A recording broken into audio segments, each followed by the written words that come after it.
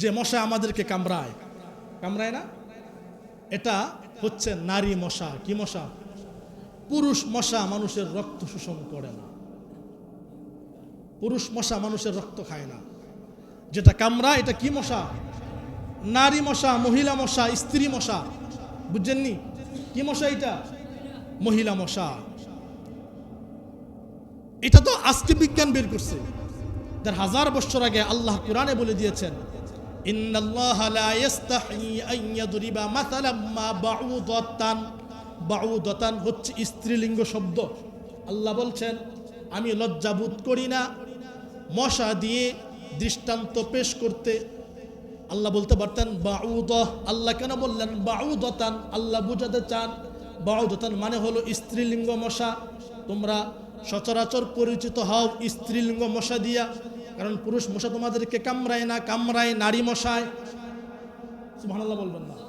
আল্লাহ 1000 বছর আগে বলে দিয়েছেন নারী মশায় মানুষকে কামড়ায়। আর বিজ্ঞান আজকে কেবলমাত্র বের করছে যে পুরুষ মশায় মানুষের রক্ত খায় না, যেই মশায় রক্ত খায় এটা পুরুষ মশা, এটা হচ্ছে নারী মশা। সুবহানাল্লাহ। এজন্য আমরা উলামায়ে কেরাম বলি, বিজ্ঞান যত আধুনিক হবে, বিজ্ঞান যত উন্নতি হবে, বিজ্ঞান যত মহাবিশ্বের যত উন্নতির, বিজ্ঞান যত আপনার রুল মডেলে উপনীত হবে, তত বিজ্ঞান কোরআনের কাছে মাথা নত করতে বাধ্য হবে। কারণ এই কোরআন হচ্ছে সমস্ত বিজ্ঞানের উৎস। জোরে বলেন সুবহানাল্লাহ। কোরআনকে মাইনাস করে বিজ্ঞান আগাতে পারবে না। এই যে হেলিকপ্টার দেখেন, হেলিকপ্টার কই থেকে আবিষ্কার করেছে আপনারা জানেন? হেলিকপ্টার আবিষ্কার করেছে মশা দিকে মাছি দিকে। সুবহানাল্লাহ বলবেন। আমার প্রিয় ভাইরা, বিজ্ঞান আপনাকে আমাকে জানাচ্ছে যে মশা রক্ত খায় এটা হচ্ছে নারী মশা। তবে নারী মশা রক্ত খায় জীবন জীবিকা নির্বাহ করার জন্য না, অর্থাৎ বাঁচার জন্য না। যে আমরা তো খাবার গ্রহণ করি, না খেলে বাঁচবো না। নারী মশা রক্ত খায় বাঁচার জন্য না, নারী মশা রক্ত খায় আপনার, ওরা ডিম পাড়ে, এই ডিমের ভিতরে প্রোটিন দেওয়ার জন্য। কি দেওয়ার জন্য? মানুষের শরীরের রক্তের প্রোটিন যদি না পারে, যদি তারা গ্রহণ না করে, তাহলে তাদের ডিম নষ্ট হয়ে যায়। যদি তাদের ডিমের ভিতরে মানুষের রক্তের ব্লাডের কণিকা থাকে, সেই ডিম সহজে নষ্ট হয় না। কথা বুঝতে পারছেন? আর একটা মশা দৈনিক ডিম পাড়ে 100 থেকে 200। কত? 100 থেকে 200 ডিম পাড়ে। বিশেষ করে ডিম পাড়ে আপনার জলাশয়ে, পানিতে, ময়লা আবর্জনা পানিতে। কথা বুঝতে পারছেন? বিশেষ করে আপনার ডাবের যে খোলস থাকে, ডাবের বা ময়লা আবর্জনা, এই যে খাল বিল নদী নালা, যেই আপনার যে জলাবদ্ধ পানি আছে, এই পানিতে বিশেষ করে মশা বেশি পরিমাণ ডিম পাড়ে। কোরআন নিয়ে যারা গবেষণা করবে, যারা চিন্তা করবে, আল্লাহ তাআলা তাদের কপালে হেদায়েতের দরজা খুলে দিবেন। সুবহানাল্লাহ। এই কোরআন হচ্ছে এমন একটি গ্রন্থ, এর ভিতরে আছে জ্ঞান বিজ্ঞানের উৎস। এই কোরআনে আছে জ্যোতিষশাস্ত্র, তামাম পৃথিবীর সৃষ্টির রহস্য, যাকে আমরা বলি বিগ ব্যাং। এই কোরআনে আছে ছায়াপথ, এই কোরআনে আছে গ্যাসপিণ্ড, এই কোরআনে আছে পৃথিবী গোল, এই কোরআনে আছে সূর্যবিদ্যা, এই কোরআনে আছে চন্দ্রবিদ্যা, এই কোরআনে আছে মহাকাশ অভিযান নিয়ে বিভিন্ন তথ্য, এই কোরআনে আছে ভূতত্ত্ব, এই কোরআনে আছে পানি বিজ্ঞান, পানি চক্র, যে পানি বাষ্পে আকাশে মেঘ হয়ে পরিণত হয়। সুবহানাল্লাহ পড়ে। এই কোরআনে আছে পাহাড় পর্বতের রহস্য, এই কোরআনে আছে মহাসাগরের পানি মিষ্টি এবং লবণাক্ত নিয়ে বিশাল তথ্য, এই কোরআনে আছে উদ্ভিদ বিজ্ঞান, বিজ্ঞানের রহস্য, এই কোরআনে আছে পাখি কিভাবে আকাশে উড়ে, এই কোরআনে আছে মৌমাছির দক্ষতা, মৌমাছির জীবনচক্র, এই কোরআনে আছে মাকড়সার জাল, কিভাবে মাকড়সা বাসা বানায়, এই কোরআনে আছে পিপিলিকার জীবনধারা, এই কোরআনে আছে চিকিৎসা বিজ্ঞান, এই কোরআনে আছে আপনার আমার শরীরে তত্ত্ব, রক্ত চলাচল এবং ভ্রূণ তত্ত্ব নিয়ে আল্লাহ তাআলা কোরআনে বিস্তার আলোচনা করেছেন। এই কোরআনে আছে মানব সম্প্রদায়ের এমন কোনো তথ্য নাই যে তথ্য আল্লাহ তাআলা এই কোরআনে নাজিল করেন নাই। সুবহানাল্লাহ। আমি আপনাদের জুমায় বিভিন্ন সময় কোরআন থেকে বিভিন্ন বিজ্ঞান নিয়ে আলোচনা করি। আমি আজকের জুমাতে আলোচনা করব আল্লাহ তাআলার হাজার হাজার লক্ষ লক্ষ সৃষ্টি জীবের থেকে অতি ক্ষুদ্র, অতি ছোট্ট একটি মাখলুক, যার নাম হচ্ছে মশা। যার নাম কি? মশা। আল্লাহ তাআলা কোরআনে পিঁপড়ার কথা বলেছেন, আল্লাহ তাআলা এই কোরআনে মাকড়সার কথা বলেছেন, আল্লাহ তাআলা এই কোরআনে গাভীর কথা বলেছেন, আল্লাহ তাআলা এই কোরআনে চন্দ্র সূর্যের কথা বলেছেন, আল্লাহ তাআলা এই কোরআনে জ্ঞান বিজ্ঞানের উৎস হিসাবে এই কোরআনকে বান্দাদের কাছে নাজিল করেছেন। আল্লাহ তাআলা এই কোরআনে যা কিছু আলোচনা করেছেন এর মধ্য থেকে ক্ষুদ্র অতি ছোট্ট হচ্ছে আল্লাহর মাখলুক একটি মশা। আল্লাহ চাইতো আজকের জুমায় আমি মশা বিজ্ঞান নিয়ে এবং মশার জীবন চক্র নিয়ে আলোচনা করব। ওমা তৌফিক ইল্লা বিল্লাহ। আপনারা মশা সম্পর্কে জানতে ইচ্ছুক আছেন? ভাবতে পারেন হুজুর অতি ছোট্ট একটা মশা, এটা নিয়ে আপনি কি বা ওয়াজ করবেন, এটা নিয়ে আপনি কি বা বলবেন, এটার মধ্যে কি এমন আছে? যদি পারেন হাতি নিয়ে কিছু বলেন, যদি পারেন উট নিয়ে কিছু বলেন, যদি পারেন আপনার মহাসমুদ্রের নীল তিমি নিয়ে কিছু বলেন। আমি জুমায় নীল তিমি নিয়ে আলোচনা করছি, হাতি নিয়ে আলোচনা করছি না, উট নিয়ে আলোচনা করছি, বন জঙ্গলের জিরাফ আর জাবরা নিয়ে আলোচনা করেছি। ইনশাআল্লাহ আজকের জুমায় আলোচনা করব কি নিয়ে ভাই? জোরা বলেন কি নিয়ে? এই মশার অতিষ্ঠ আমরা থাকতে পারি না। মশা থেকে বাঁচার জন্য আমরা কয়েল ব্যবহার করি, তাই না? বিভিন্ন কোম্পানির কয়েল ইউজ করি, মশারি টানাই। মশা থেকে বাঁচার জন্য কত চেষ্টা আমরা করে থাকি, তারপর মশা থেকে আমরা বাঁচতে পারি না। মশা থেকে আমরা বাঁচতে পারি না। আল্লাহ রাব্বুল আলামিন কোরআনে যখন মাকড়সার উদাহরণ তুলে ধরছেন, আল্লাহ রাব্বুল আলামিন যখন কোরআনে মশার মাছির কথা তুলে ধরছেন, তখন কাফেররা বলে, মুহাম্মদ তোমার আল্লাহ এটা কেমন আল্লাহ, যে আল্লাহ এত বড় এত মহান, এই আল্লাহ ছোট্ট একটা মাখলুক নিয়ে কোরআনে কথা বলে, এটা আমাদের বোধগম্য নয়। আল্লাহ বললেন, শোনো পৃথিবীর মানুষ, যারা আমার সৃষ্টি নিয়ে চিন্তা করে, যারা আমার বিশালত্ব নিয়ে চিন্তা করে, কোনো চিন্তাশীল ব্যক্তি, কোনো জ্ঞানী ব্যক্তি আমার মহাবিশ্বের বিষয় নিয়ে চিন্তা করলে, আলোচনা করলে আমার কুদরতি কদমে সেজদা না দিয়ে পারবে না। যারা চিন্তা করে না এরা গাফেল। এরা কি ভাই? গাফেল। আল্লাহ রাব্বুল আলামিন কুরআনুল কারীমের 29 নম্বর সূরা সূরাতুল আনকাবুতের 41 নম্বর আয়াতে আল্লাহ তাআলা বলেন, মাসালুল লাযীনা ইত্তাখাযু মিন দুনিল্লাহ আউলিয়া কামাসালিল আনকাবুত ইত্তাখাযাত বাইতা ওয়া ইন্না আওহানাল বুয়ুতি লাবাইতুল আনকাবুত লাউ কানু ইয়ালামুন। আল্লাহ তাআলা বলেন, আল্লাহর পরিবর্তে যারা অপরকে অভিভাবক হিসাবে গ্রহণ করে তাদের দৃষ্টান্ত হলো মাকড়সার মতো।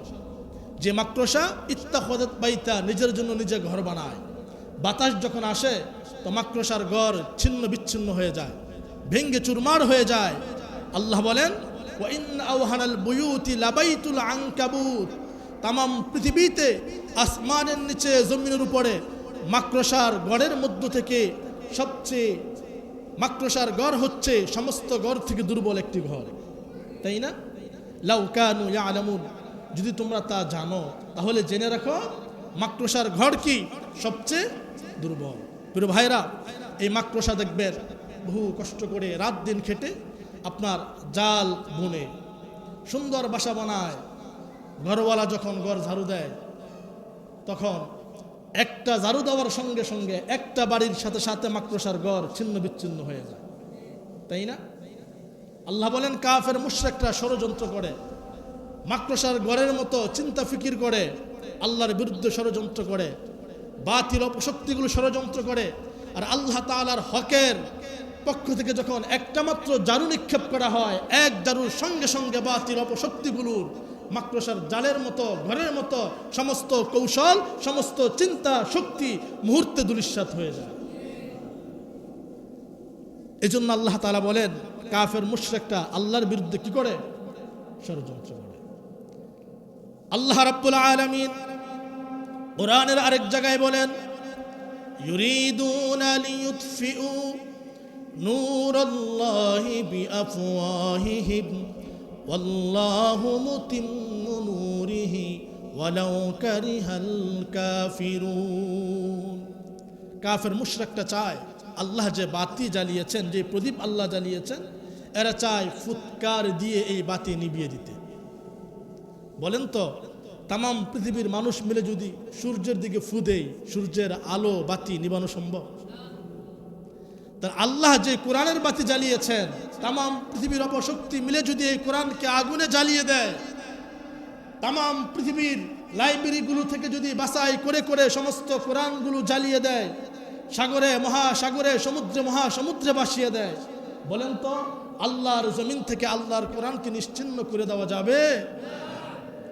যদি তারা কাগজের বই পুস্তকের কোরআনকে নিশ্চিহ্ন করে দেয়, তো তাম পৃথিবীর হাজার হাজার কোরআনের হাফেজ দাঁড়িয়ে যাবে, যাদের সিনায় আল্লাহ রাব্বুল আলামিন কোরআনুল কারীমকে সংরক্ষণ করে রেখেছেন। চিল্লায় বলেন ঠিক কিনা?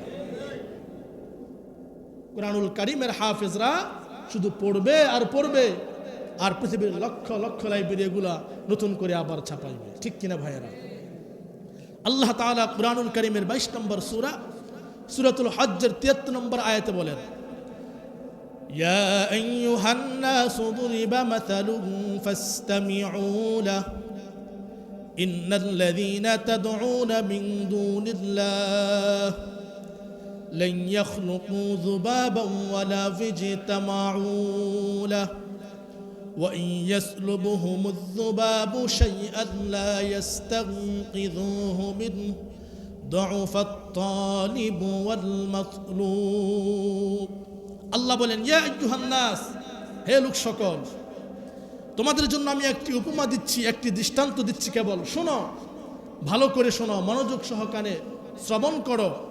তোমরা আল্লাহর পরিবর্তে যাদের উপাসনা করো, তোমরা যাদেরকে ডাকো, তারা তো কখনো একটি মাছিও তাড়াতে পারে না। তাদের সামনে যদি কোনো খাবার দেওয়া হয়, আর সেই খাবার যদি কোনো মাছি মুখে করে নিয়ে যায়, তাদের শক্তি নাই সেই মাছির মুখ থেকে খাবারটা ছিনিয়ে নেওয়া। আছে নাকি? আল্লাহ দৃষ্টান্ত দিচ্ছেন মাছির সাথে। কিসের সাথে? মাছির সাথে। আল্লাহ বলেন, তোমরা যে সমস্ত মূর্তির পূজা করো, তোমরা কতটাই দুর্বল। দুউফাত তালিবু ওয়াল মাতলুব, তোমরা কতটাই দুর্বল, আর তোমরা যাদের পূজা করো তারা কতটা দুর্বল। একটু চিন্তা করো, একটা মাছি খেদানোর ক্ষমতা তাদের নাই, অথবা মাছির মুখ থেকে খাবার কেড়ে নিবে এই দুঃসাধ্য, এই সক্ষমতা তাদের। মুহতারাম হাজিরিন, আল্লাহ তাআলা এই কোরআনে মশা আর মাছির উদাহরণ তুলে ধরছেন।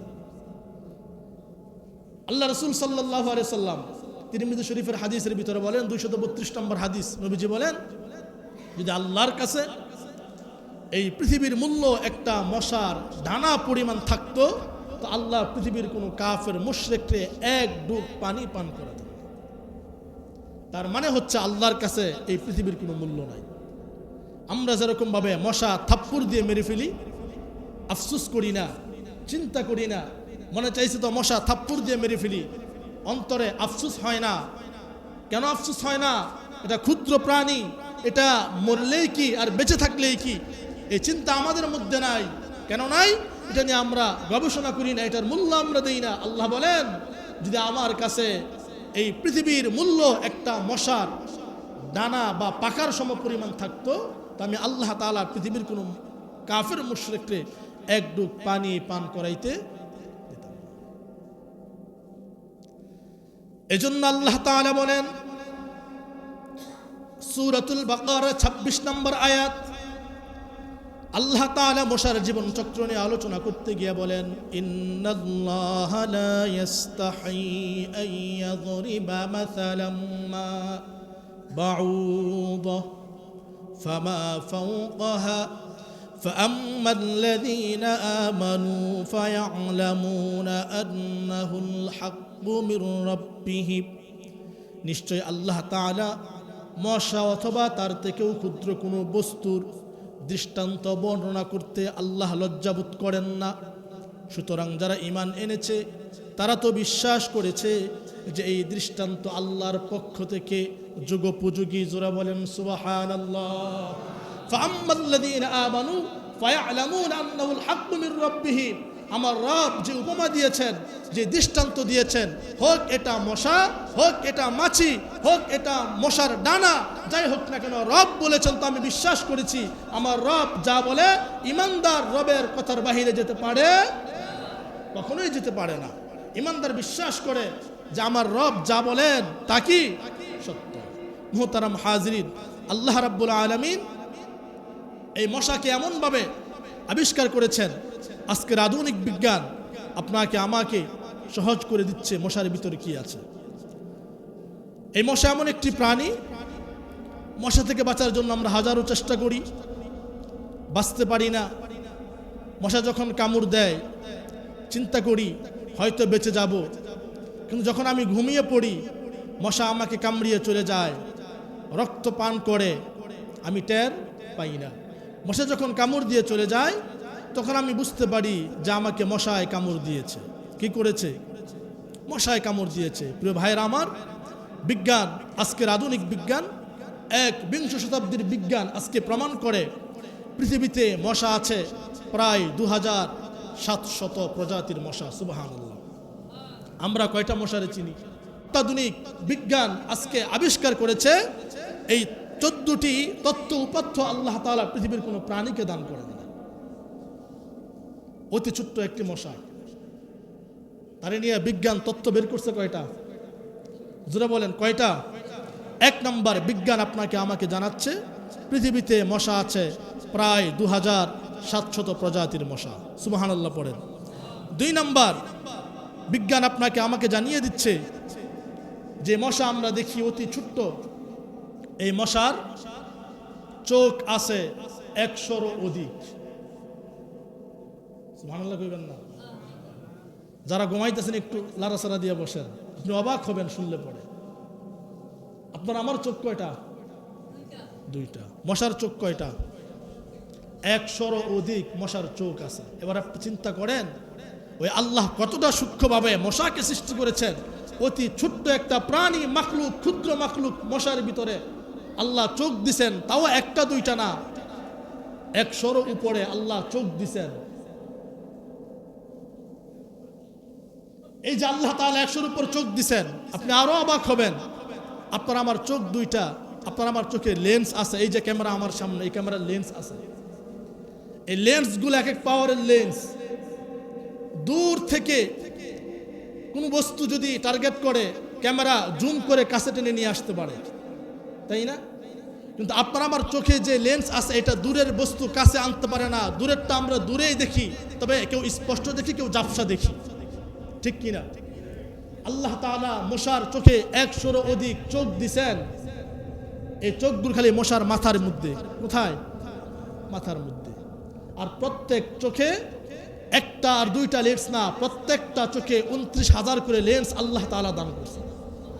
দাঁত আছে সর্বোচ্চ কয়টা? 32টা। কয়টা দাঁত? 32টা। বিজ্ঞান বলে মশার দাঁত 32টা না, মশার দাঁত 1টা আর 2টা না, 48টা দাঁত আল্লাহ তাআলা মশারে দান করছে। কয়টা দাঁত ভাই?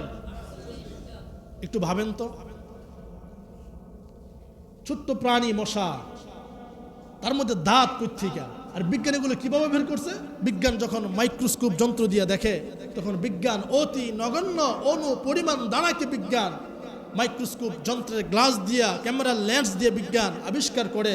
বিজ্ঞান বলতেছে যে ছোট্ট প্রাণী মশা 1টা 2টা দাঁত না, আল্লাহ রাব্বুল আলামিন এই ছোট্ট প্রাণী মশার ভিতরে 48টা দাঁত দান করছে।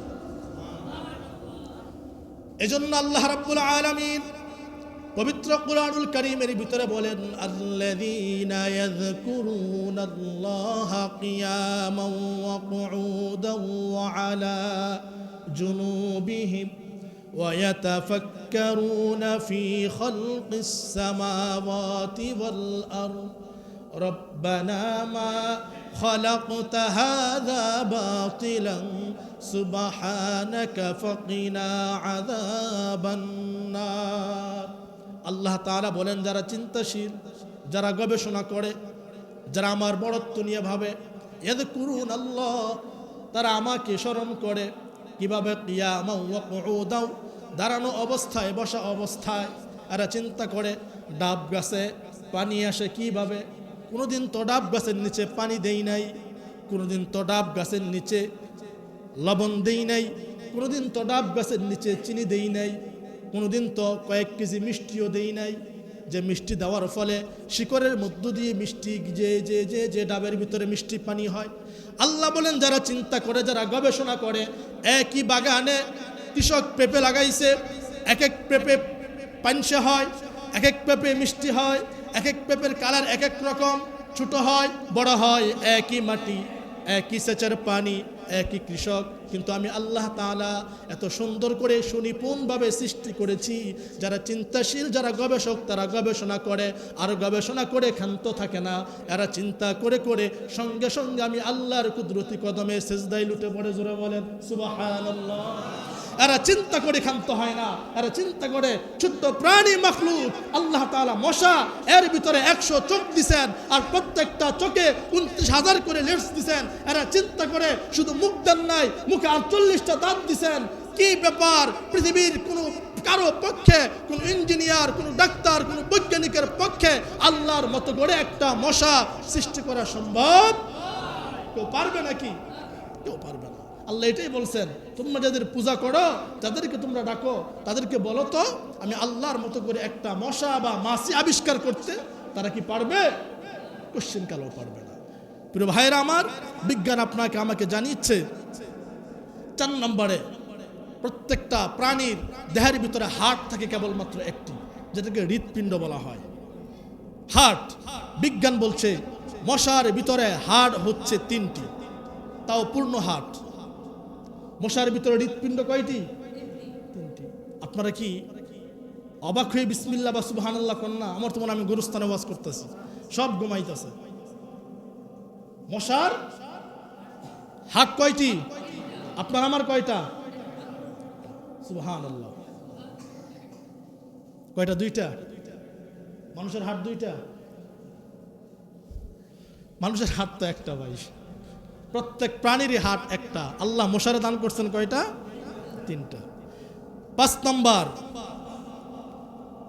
আল্লাহ তাআলা মশার নাক দিয়া, আপনার মশা যখন বসে দেখবেন ছুরি আছে, সুর, হাতির মতো সুর আছে, এই সুরটা বসাই দেয়। আপনি দেখেন 1টা বা 2টা। বিজ্ঞান বলে মশার এই তীক্ষ্ণ ছুরি অত্যন্ত ধারালো, যেটা লাগলে পরে মানুষ টের পায় না, কেটে গেলে এমন ধারালো কিছু বস্তু আছে না। কিভাবে? আমি আপনাদেরকে উদাহরণ দিলে বুঝবেন। আমাদের গোরাশাল বাজার, যারা নাম শুনুন, গোরাশাল জুট মিল আছে, ওখানে একটা পকেট চোর ধরছিল। পকেট থেকে টাকা নিয়ে যায়। তা আমি গেলাম, দেখলাম অনেক মানুষ, লোক সমাগম। কি ব্যাপারে এত মানুষকে দেখলাম? যে এক লোকের সবাই মিলে পিটাইতেছে। ওখানকার বাজারে যিনি সভাপতি ছিলেন উনি গেছেন, তো ওই সভাপতির কাছে চড়ে খুব অনুনয় করতেছে যে ভাই আমার বাঁচান, আমি আসলে ভুল করছি, আমার মাফ করে দেন, যদি বাঁচান আমি তওবা করছি, জীবনে আর চুরিদারি করব না। কয় ঠিক আছে, ছাড়তে পারি একটা শর্ত কি, যে তুই যে পকেট কাটস, কেমনে কাটস এটা আমাদেরকে দেখাইবি। কয় ঠিক আছে। একটা লাউ আনেন, লাউ, কদু চিনেন না? লাউ, একেবারে কচি লাউ নিয়ে আসছে। এরপর বললো একটা টিস্যু দেন আমারে। এরপরে এমন একটা টিস্যু দিছে। এবার আল্লাহর বান্দা করছে কি, আমি তাকাই দেখলাম সবাই হয়ে তাকাই রইছি। এই লাউয়ের উপরে সে টিস্যুটা দিয়া তার পকেট থেকে ব্লেড বের করছে। এই ব্লেড দিয়া সে টিস্যুটা কাটছে। আল্লাহর কসম করে বলি, আমি তাকাই দেখছি, নিজে সাক্ষী, লাউয়ের মধ্যে একটা আঁচড় পর্যন্ত পড়ে নাই। টিস্যু কেটে 2 টুকরা হয়ে গেছে, লাউ। চিন্তা করেন কি পরিমাণ প্রশিক্ষণ সে নিছে। আল্লাহ যে মশা বানাইছেন, এর ভিতরে ছুরি আছে 6টা। কয়টা ছুরি? 6টা ছুরি। এক এক সময় এক এক ছুরি সে ব্যবহার করে। সুবহানাল্লাহ বলবেন না? এই গেল 5 নাম্বার। 6 নাম্বার, বিজ্ঞান বলে মশার শরীরে ডিজিটাল এক্সরে মেশিন আছে। কি মেশিন? ডিজিটাল এক্সরে মেশিন আছে, যে মেশিনের মাধ্যমে মশা রাতের আঁধারে মানুষের চামড়াকে শনাক্ত করতে পারে। এটা মানুষের চামড়া না কোনো প্রাণীর চামড়া, না ঘরের দেয়াল, না মশারি, ডিজিটাল এক্সরে মেশিন দিয়া সে অনুধাবন করতে পারে, বুঝতে পারে এটা মানুষের চামড়া। এইখানে কামড় দিলে পরে আমি রক্ত শোষণ করতে পারবো। সুবহানাল্লাহ। বিজ্ঞান 7 নম্বর আপনাকে আমাকে জানাচ্ছে যে প্রত্যেকটি মশার নিজস্বভাবে অ্যানেস্থেসিয়া দেওয়ার জন্য এক ধরনের ভ্যাকসিন আছে।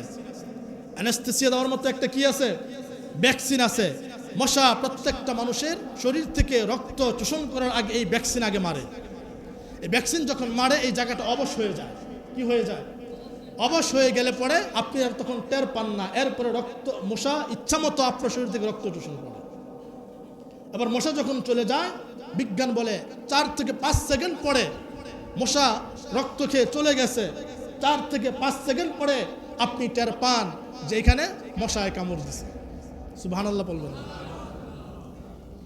দেখছেন আমরা কোন আল্লাহরে পাইছি, কোন আল্লাহর ইবাদত আমরা করি।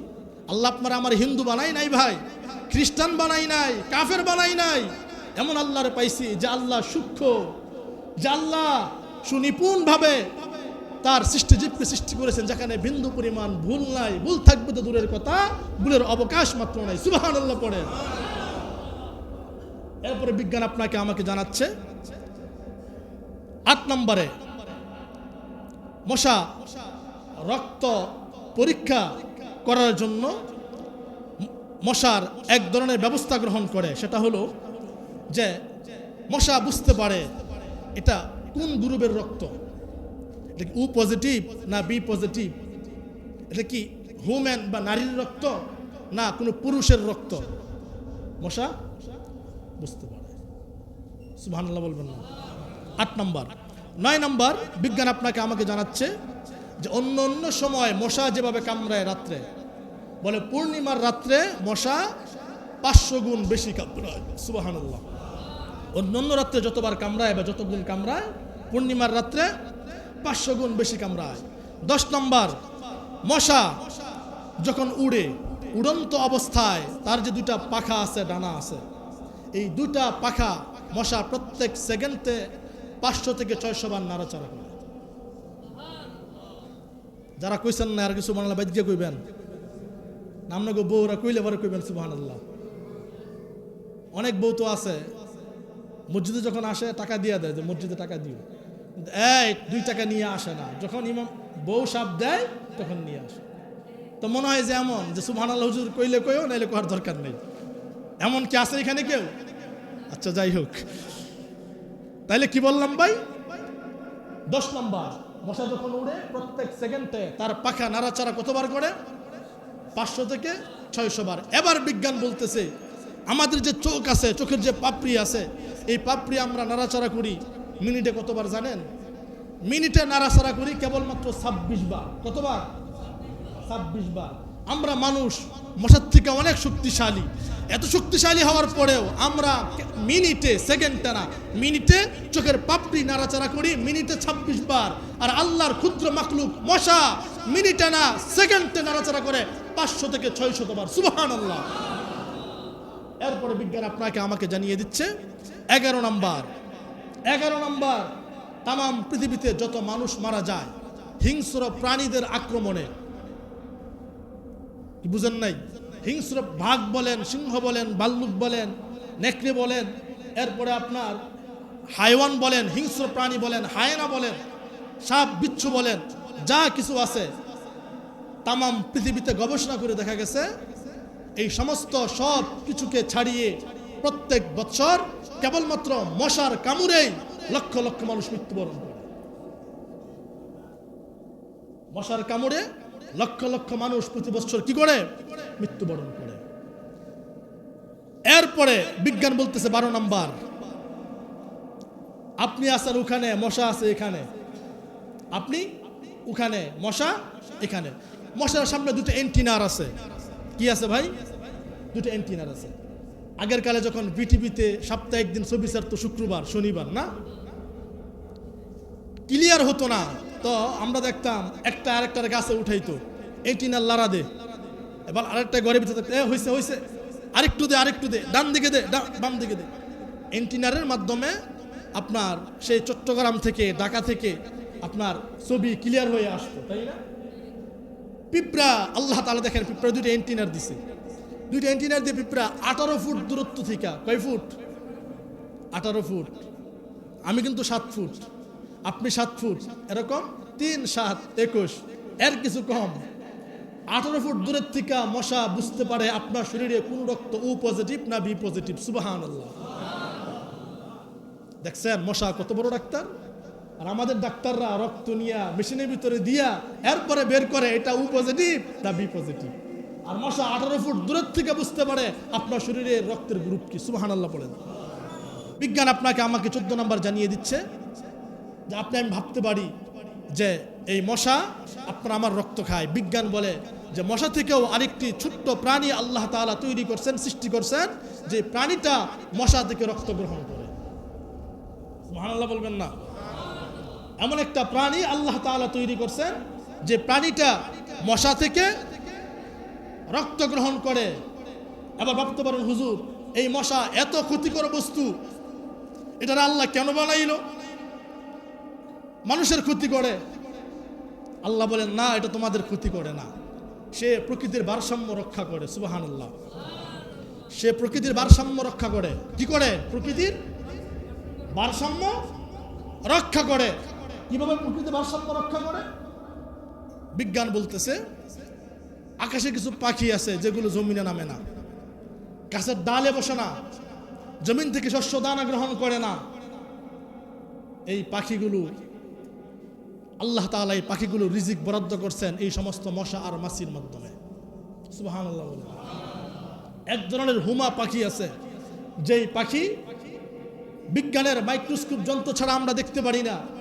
এই পাখি পৃথিবীর কোনো গাছের ডালে বাসা বাঁধে না, গাছের ডালে ডিমও পারে না।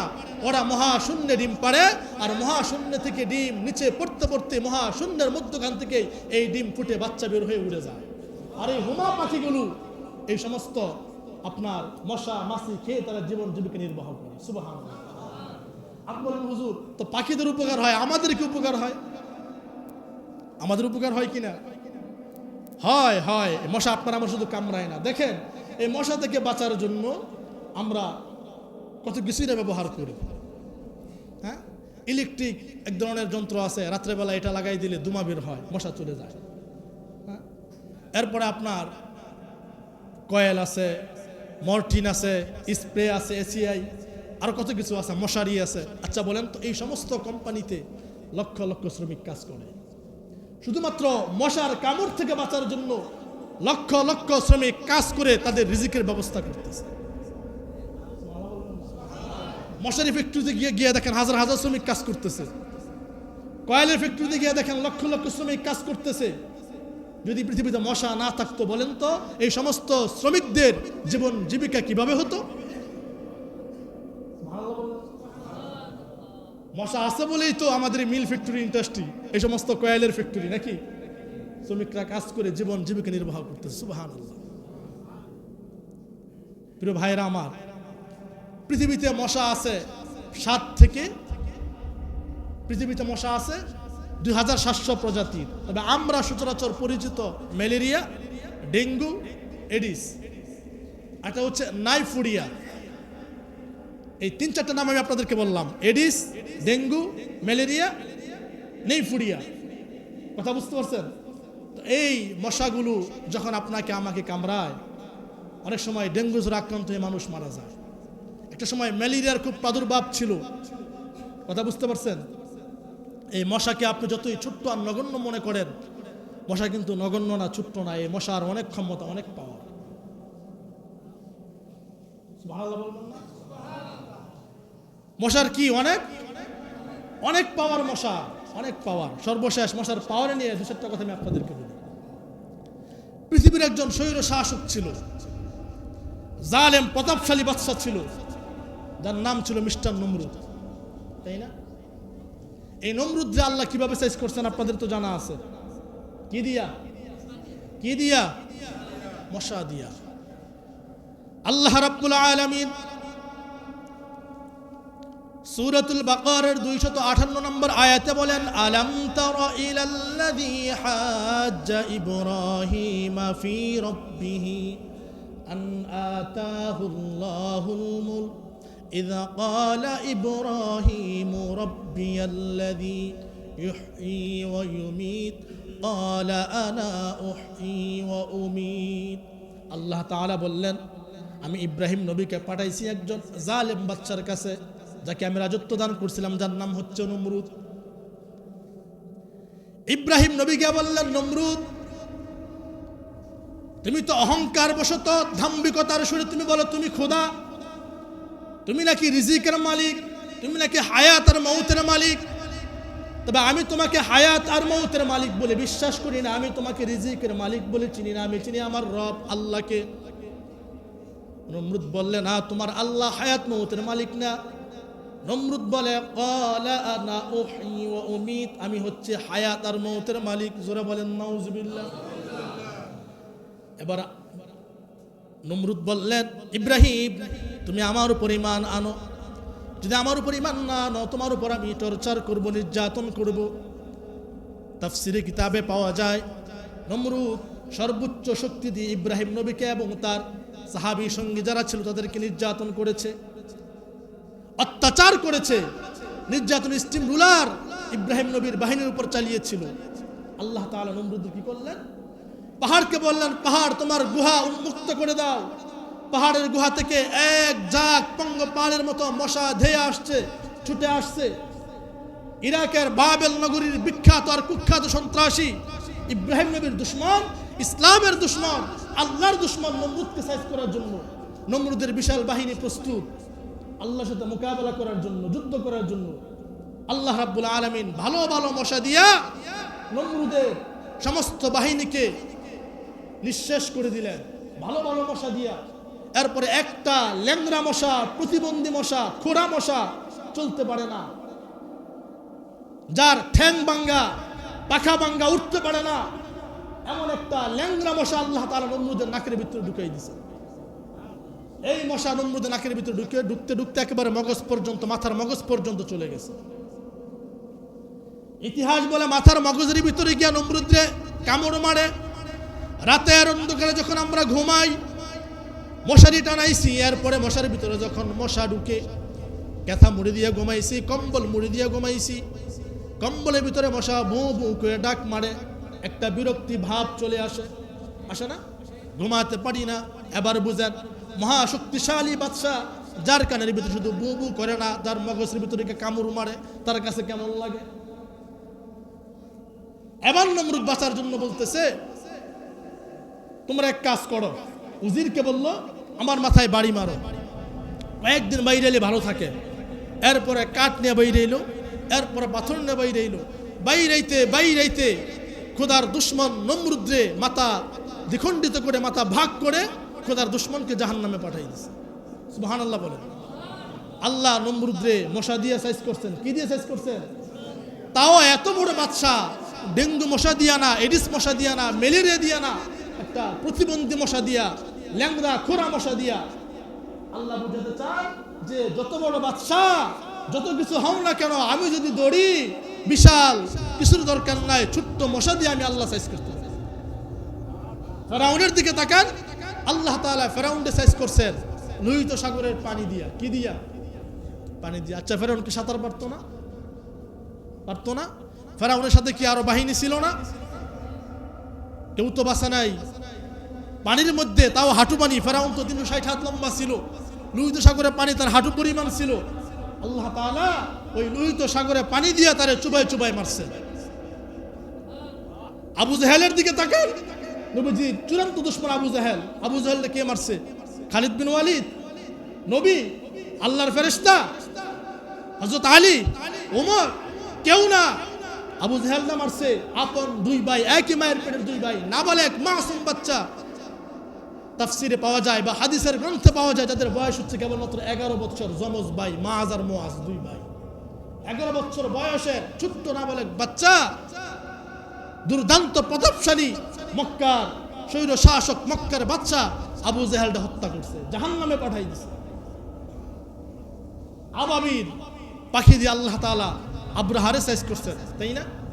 বিশাল বড় হস্তি বাহিনী, 1 লক্ষ হস্তি বাহিনী আসছে, মোকাবেলা করার মতো কেউ নাই। আল্লাহ ছোট্ট আবাবিল পাখি পাঠাই দিছেন। আল্লাহ বুঝাতে চান যে যত বড় বাদশাহ, তারা আমি সাইজ করি অতি ছোট্ট, অতি ক্ষুদ্র একটা মাখলুক দিয়ে। সুবহানাল্লাহ। কে জানতো এই জুলাই এই 24 জুলাই আগস্টের গণ অভ্যুত্থান ঘটবে। কমলমতি ছোট্ট ছোট্ট বাচ্চার যাদের হাতে কলম ছিল, যাদের হাতে পেপার ছিল, পত্রিকা ছিল, যারা অস্ত্রে ঝঞ্ঝনানি শুনে নাই, যারা নেশাখোর ছিল না, কে জানতো আল্লাহ তাআলা এই ছোট্ট ছোট্ট কলেজ ইউনিভার্সিটির কমলমতি বাচ্চাদের মাধ্যমে আল্লাহ তাআলা 16 বছরের স্বৈর শাসকের পতন ঘটাবে। পৃথিবীর কোন বাচ্চা, কোন মানুষ এটা কল্পনাও করতে পারে নাই। আল্লাহ বুঝাইছেন 17 বছর 16 বছর কত আন্দোলন করছো, পতন তো হয় নাই। কত রাজনীতিবিদ চেষ্টা করেছো, হয় নাই। কত মিটিং মিছিল করেছো, হয় নাই। কত গ্রুপিং করেছো, হয় নাই। আমি আল্লাহ তাআলা ছোট্ট ছোট্ট নাবালেক মাসুম বাচ্চা দিয়া 16 বছরের স্বৈর শাসকের পতন ঘটাইছে। প্রিয় ভাইরা আমার, ফেরাউন থেকে এই যুগের নব্য লেডি ফেরাউন পর্যন্ত, নমরুদ থেকে এই যুগের নব্য লেডি নমরুদ পর্যন্ত, আবু জাহেল থেকে শুরু করে এই যুগের নব্য লেডি আবু জাহেল পর্যন্ত প্রত্যেকটা স্বৈর শাসককে শিক্ষা গ্রহণ করতে হবে। যারা ক্ষমতা থেকে চলে গিয়েছে তাদেরকেও শিক্ষা গ্রহণ করতে হবে, যারা আসবে তাদেরকেও শিক্ষা গ্রহণ করতে হবে। আল্লাহ ধরেন না, যদি আল্লাহ ধরেন কাউকে ছাড় দেন না, ঠিক কি? এই যে দেখো না, এখনো বিল্ডিং ভাঙতেছে, এখনো ভাঙতেছে, ভাঙ্গার কাজ চলতেছে। যে পরিমাণ নির্যাতন আর অত্যাচার করেছে এদেশের নিরীহ মানুষের উপর গোটা 16 বছরে, এগুলো সব জমা হয়ে বিস্ফোরণ ঘটছে, বিস্ফোরণ, এছাড়া আর কিছু না। আপনি কি ভাবছেন এগুলো 1-2 দিনে হয়েছে? 1-2 দিনে হয় নাই। 16 বছরে কত মায়ের বুক খালি হয়েছে। এই মায়ের চাপা কষ্ট, চোখের পানি আল্লাহ ছাড়া কেউ দেখে নাই। 16 বছরে কত বাচ্চা এতিম হয়েছে। এই এতিম বাচ্চার বাবার চিৎকার এক আল্লাহ ছাড়া কেউ শোনে নাই, কেউ পাত্তা দেয় নাই। এই 16 বছরের হাজার হাজার আলেমদের চোখের পানি রাতের তাহাজ্জুদে জায়নামাজে পড়েছে, এক আল্লাহ ছাড়া কেউ দেখে নাই। এই সবগুলোর একসাথে সমন্বয়ে বিস্ফোরণ ঘটছে, বিস্ফোরণ, এছাড়া আর কিছু না। কথা ঠিক কিনা? অতএব আপনাকে আমাকে শিক্ষা গ্রহণ করতে হবে। পথ পাইলেই লাফালাফি কইরেন না। পথ পাইলেই লাফালাফি করা যাবে না, ক্ষমতা পেলেই লাফালাফি করা যাবে না। বলে পিপিলিকার পাখা গজায় মরিবার তরে। পিপিলিকা যখন মাটি দিয়ে হাঁটে তখন সে ভালো থাকে, যখন তার পাখা গজায় এবার সে উড়াল দেওয়ার চেষ্টা করে, যেখানে আগুন পায় লাফ দিয়ে আগুনে গিয়ে পড়ে, আর পিপিলিকার মৃত্যু ঘটে, ঠিক কিনা? আপনাকে আমাকে শিক্ষা গ্রহণ করতে হবে। পিপিলিকার পাখা গজায় মরিবার তরে, সবক নিতে হবে। যদি কথা ভালো লাগে আলহামদুলিল্লাহ, ভালো না লাগবে আলহামদুলিল্লাহ। কোরআন থেকে আল্লাহ সবক দিয়েছেন কে? আল্লাহ। এজন্য আমার প্রিয় ভাইয়েরা, ক্ষমতা পাইলেই বাহাদুরি করবেন না। চাই পরিবারের ক্ষমতা, আপনার ছেলে আছে, মেয়ে আছে, বউ আছে, ক্ষমতার অপব্যবহার করবেন না। চাই সামাজিক ক্ষমতা, আপনি ইউনিয়ন পর্যায়ে সদস্য, অপব্যবহার করবেন না। মসজিদের ক্ষমতা পাইছেন, অপব্যবহার করবেন না। শিক্ষা গ্রহণ করেন। রাষ্ট্রের ক্ষমতা পাইছেন, অপব্যবহার করবেন না, শিক্ষা গ্রহণ করেন। আল্লাহ কাউকে ছাড় দেন না। কুলিল্লাহুম্মা মালিকাল মুলকি তুতিল মুলকা মান তাশা ওয়া তানজিউল মুলকা মিম্মান তাশা। প্রিয় ভাইরা, এই আয়াতের অর্থ আমাদের সবার জানা আছে। সর্বশেষ কথা হলো যে মশা নিয়ে আজকে আলোচনা করছি আল্লাহর কোরআন থেকে। বলেন তো এই মশা থেকে বাঁচার দরকার আছে না নাই? জোরে বলেন, আছে না নাই? যদি থাকে, এই যে আপনার আমার পাশে একটা খাল আছে, কি পরিমাণ মশারে ভাই। একদিন কেবলমাত্র সকালে বৃষ্টি হয়েছিল কয়েক ফুটা। এই বৃষ্টি হওয়ার সঙ্গে সঙ্গে আমার মনে হয় সমস্ত মশার ডিমগুলো ফুটে গেছে। হাজার হাজার মশা, দাঁড়ায় থাকা যায় না, বসা যায় না, কথা বলা যায় না, পঙ্গপালের মতো বেইরা ধরে মশায়, তাই না? আমাদের চৌধুরী সাহেব খাল পরিষ্কার করাইছেন, কুরিয়ান থেকে ওষুধ নিয়ে আসছেন, মেশিন নিয়ে আসছেন, এরপরে ওষুধ দিচ্ছেন, স্প্রে করছেন, এরপরও মশা কমে না। দেখেন, উনি যত স্প্রে মানুষ আর মশা করুক, আমরা যদি পরিচ্ছন্ন সমাজ না গড়ি, আমরা যদি পরিষ্কার সমাজ না করি, এই খালপাড় থেকে মশা দূর করা যাবে না। এই জন্য ভাইয়েরা, এখানে আমরা বসবাস করি, এটা আমাদের নগর, এটা আমাদের গ্রাম, এটা আমাদের পার। এই পার্কে, এই খাল পার্কে সুন্দর সমাজ গড়ার জন্য আপনাকে আমাকে দৃঢ় প্রত্যয় গ্রহণ করতে হবে। আসুন আমরা আমাদের খালটাকে পরিষ্কার করি।